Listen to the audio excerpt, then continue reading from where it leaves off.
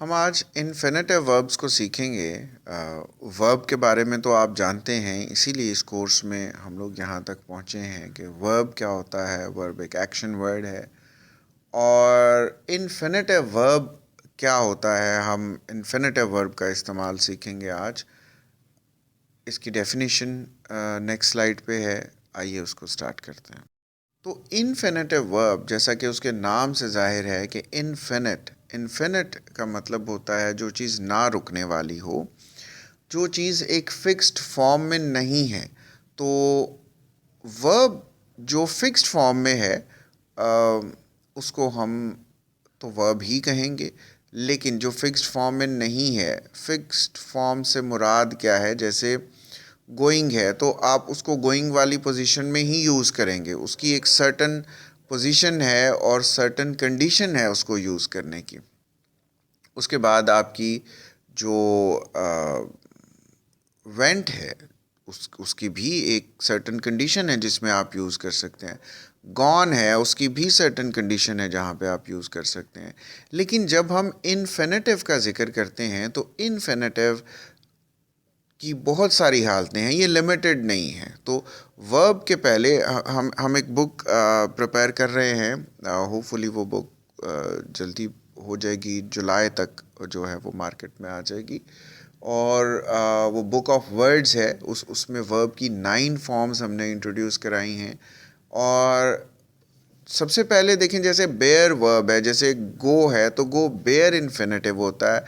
और जबकि टू अगर साथ लगता है तो वो एक कंप्लीट इन्फिनेटिव होता है, फुल इन्फिनेटिव आप उसको कह सकते हैं।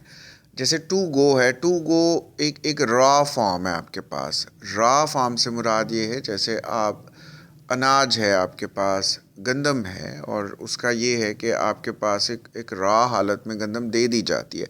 आप उससे आटा बना सकते हैं, आप उससे मेज़ प्रोडक्ट्स बना सकते हैं, आप उससे मैदा बना सकते हैं, आप उससे दलिया बना सकते हैं। There are thousands of products जो उससे बन सकती हैं। लेकिन आपके पास एक रॉ फार्म है जो कि गंदम है। इसी तरह से हमारे पास जो इन्फिनेटिव है वो एक रॉ फॉर्म में होता है। तो हम इस इन्फिनेटिव को बहुत सारी सूरतों में इस्तेमाल कर सकते हैं। जैसे इसको नाउन के तौर पर इस्तेमाल किया जा सकता है, इसको एडजेक्टिव के तौर पर इस्तेमाल किया जा सकता है, इसको एडवर्ब के तौर पर इस्तेमाल किया जा सकता है, ओपिनियंस बताने के लिए, पर्पसेस बताने के लिए, एक्शंस बताने के लिए, क्वेश्चंस के आंसर्स करने के लिए, हु, व्हाट, वाई बताने के लिए। तो इस तरह से हम बहुत सारी हालतों में इसको इस्तेमाल करते हैं, इसीलिए इसका नाम इन्फिनेटिव वर्ब है। और इन्फिनेटिव वर्ब को जब भी स्टार्ट करते हैं तो ये टू के साथ स्टार्ट होता है, टू, और उसके साथ हम बेयर फॉर्म को लगाते हैं। जैसे गो है बेयर इन्फिनेटिव, और जब टू के साथ गो ऐड होगा तो ये एक फुल इन्फिनेटिव हमारा बन जाएगा। इसके इस्तेमाल भी देखते हैं और एग्जांपल्स भी देखते हैं। इन्फिनेटिव को नाउन के तौर पर इस्तेमाल करने में आपको ये याद रखना पड़ेगा कि नाउन, आप जैसा कि पहले से जानते हैं कि किसी भी पर्सन, प्लेस और चीज़ को हम नाउन कहते हैं।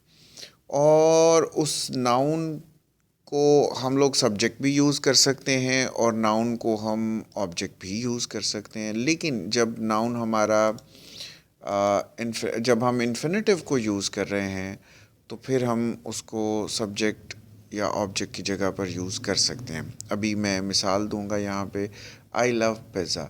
अब पिज़्ज़ा इसमें क्या है, पिज़्ज़ा एक ऑब्जेक्ट है, ठीक है जी। पिज़्ज़ा एक नाउन है। जुमले में, ग्रामर में, उसके सिंटेक्स में जगह ऑब्जेक्ट की यूज़ की गई है और हालत उसकी नाउन की हालत है, यानी कि किसी चीज़ के नाम के तौर पर यूज़ किया गया। यहाँ पे एक एक्शन को रिप्रेजेंट कर रहा है नाउन के साथ। आई लव, लव इसमें एक्शन है, ठीक है जी। लव एक वर्ब है और पिज़्ज़ा इसमें नाउन है। आई लव पिज़्ज़ा, मुझे पिज़्ज़ा पसंद है। नेक्स्ट एग्जाम्पल में, पहली एग्जाम्पल इसीलिए दी गई है कि आपको इन्फिनेटिव की समझ आ सके। आई लव टू स्लीप, मुझे सोना पसंद है। मुझे पिज़्ज़ा पसंद है, मुझे सोना पसंद है। अब यहाँ टू स्लीप जो है वो एक एक्शन को रिप्रेजेंट कर रहा है, तो वो एक नाउन की जगह पर अब देखें पिज़्ज़ा, पिज़्ज़ा की जगह पर टू स्लीप आ गया। तो ये एक इन्फिनेटिव का इस्तेमाल है एज नाउन्स। नाउन जुमले के शुरू में भी हो सकता है और जुमले के आखिर में भी हो सकता है। आइए नेक्स्ट चलते हैं। इन्फिनेटिव्स को हम एडजेक्टिव्स के तौर पर कैसे इस्तेमाल करते हैं। तो एडजेक्टिव बेसिकली एक नाउन को डिफ़ाइन करता है, उस नाउन की किसी एक क्वालिटी को। जैसे कोई एक इंसान है तो हम कहते हैं कि he is a good man, सारा इज़ ब्यूटीफुल। तो अब सारा की एक क्वालिटी है ब्यूटीफुल होना। सारा इज़ अ गुड टीचर, सारा इज़ ओबीडियंट। तो ये ओबीडियंट होना उसकी क्वालिटी है। तो एडजेक्टिव के तौर पर हम इन्फिनेटिव को कैसे इस्तेमाल करते हैं। जैसे हम कहते हैं Sara needs a book to read. To read, पढ़ने के लिए। अब यहाँ पे सारा जो है वो सब्जेक्ट के तौर पर यहाँ जो नाउन है यूज़ किया गया है। नीड्स एक वर्ब है। अ बुक टू रीड, अब जो अ बुक टू रीड है पढ़ने के लिए बुक, ये उसकी खासियत है कि भाई कौन सी बुक पढ़ने के लिए बुक चाहिए, पढ़ने वाली बुक चाहिए। तो यहाँ पे एडजेक्टिव के तौर पर उसको इस्तेमाल किया गया है। इन्फिनेटिव्स को हम एडवर्ब्स के तौर पर कब यूज़ करते हैं। एडवर्ब जैसा कि होता है किसी भी एडजेक्टिव, किसी वर्ब या किसी एडवर्ब की कोई कोई हालत बयान करने के लिए। और आम तौर पर जो इन्फिनेटिव है वो एडवर्ब के तौर पर इस्तेमाल होता है जब किसी भी एडजेक्टिव या वर्ब के बारे में हमें ज़्यादा मालूमात चाहिए हो। मसलन द स्टूडेंट्स वर एक्साइटेड, अब यहाँ पे स्टूडेंट्स जो हैं वो हमारा सब्जेक्ट है या नाउन है, और वर एक्साइटेड वो पुरजोश थे, ये वर्ब भी है। किस काम के लिए वो एक्साइटेड थे। अब ये जो उनकी एक्साइटमेंट है उसकी अगर आप देखें तो ये डिफ़ाइन किया गया उनकी एक्साइटमेंट को, to go on a picnic. तो टू गो ये एडवर्ब का इस्तेमाल है जो कि वर्ब को और एडजेक्टिव्स को मॉडिफाई करता है, उनकी कंडीशन को एक्सप्लेन करता है, उनकी हालत को बताता है, उनकी क्वालिटी को ज़्यादा वाज़े करता है कि द स्टूडेंट्स वर एक्साइटेड, क्यों एक्साइटेड थे, to go on a picnic. तो ये अक्सर औकात इसको आप कह सकते हैं कि वाई का आंसर भी देता है जब एडवर्ब के तौर पर होता है कि भाई वो क्यों एक्साइटेड थे, to go on a picnic.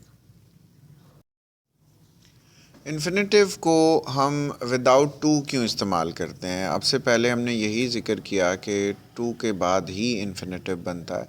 तो कुछ इन्फिनेटिव्स ऐसे हैं जो बग़ैर टू के भी इस्तेमाल होते हैं, जैसे feel, hear, help, let, make, see, watch. ये सब जो है वो टू के बग़ैर आते हैं।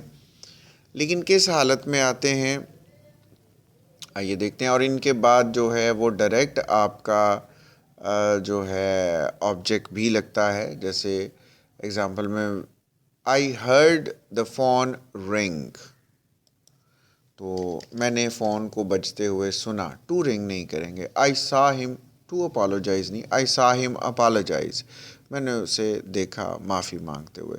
आप नेक्स्ट आगे सेंटेंस को कंटिन्यू रख सकते हैं। I heard the phone ring and then I knew that this was my time to get up. I saw him apologize from her and this and that जो भी है। तो यहाँ पे सेंटेंस को सिर्फ इन्फिनेटिव समझाने के लिए इतना मुख्तसर रखा गया है।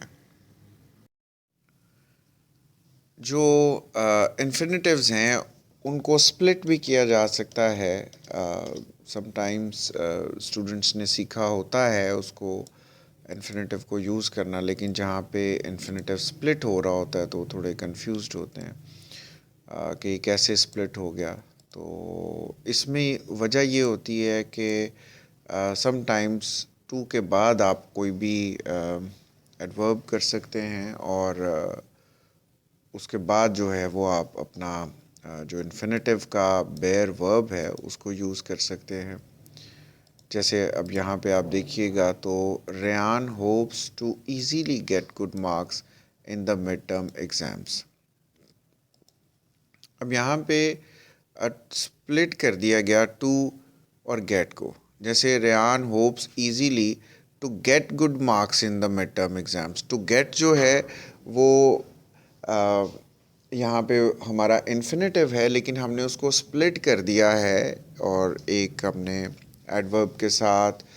तो ये स्प्लिट करना एक रूटीन है जब आप लैंग्वेज में एक्सपर्ट हो जाएंगे और सेंटेंस भी आप बड़े बनाना शुरू हो जाएंगे, तो ये आपके लिए रूटीन होगा और आप इसको एन्जॉय करेंगे when you speak, when you right this. It's really an enjoyable experience splitting the infinitives. इसको देखने के लिए आपका शुक्रिया। इसको रिपीट करिएगा। इसके बारे में कोई क्वेश्चंस हो, एक्सरसाइज की ज़रूरत हो तो आप हमसे ज़रूर रब्ता करें। Thank you.